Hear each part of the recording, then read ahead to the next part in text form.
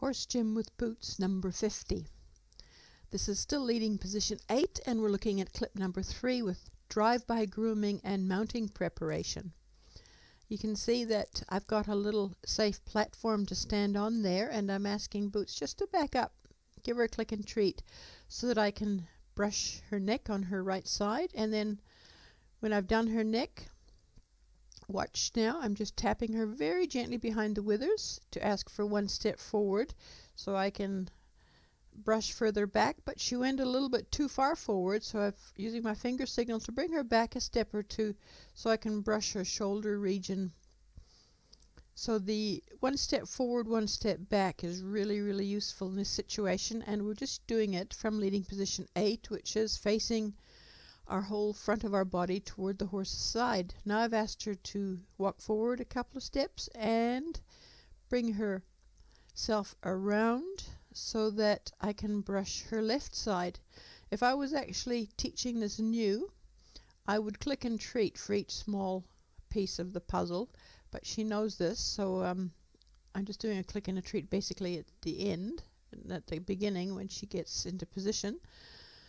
So I've managed to do her neck. Now I'm just tapping her a tiny bit behind the wither to get 1 or 2 steps forward so I can do her mid area and the top of her butt, and then a tiny touch on the butt so that I can do a really good grooming job on the top of her hindquarters. And you can see she's not totally relaxed, but she's understanding all the parts of the whole system. We can use exactly the same skills to have the horse line up for mounting. So if the horse is not used to being mounted from a mounting block, standing nice and still while you get on and after you get on, then we can use the same skills. There I was just signaling for a move back, tap on the butt to signal to move a step forward, and touch on the hip to move the end over. And I can ask her to back up a little bit and bring her left side to me. Ideally we'd like to sometimes mount from the left and sometimes mount from the right, so we don't always stress the same side of the horse. And we can teach to turn the head to receive the treat if they've never done that before. Hand signal for a step back, and rope signal for a little step forward, and a hand signal to sidestep toward me. It's a little bit too close, so a touch signal to move over again.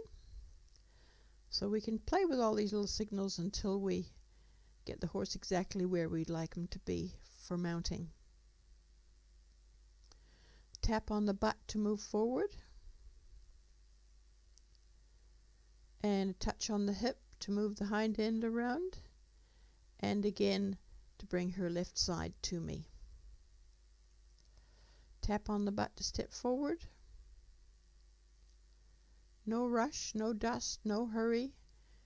Just moving the horse one step at a time to where we'd like him to be. Now this is the first mounting motion, the hands on the front of the saddle, so a click and treat for that.